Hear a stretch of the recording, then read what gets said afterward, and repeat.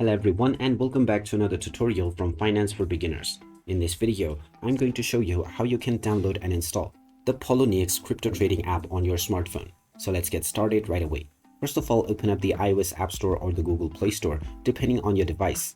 And now you can tap on the search box and type in Poloniex to begin your search. Once you find the Poloniex crypto exchange app, you can tap on it and you will see the install button.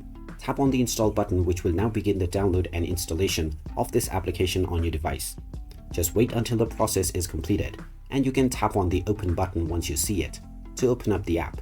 Now once the application is opened up, you can log into your existing wallet account or sign up to create a new one in order to start using the Poloniex app on your device right away. So there you have it. That is how easy it is. If you find this video helpful, don't forget to hit that like button and subscribe to our channel for more useful tips and tutorials. Thanks for watching and I will see you again in the next video.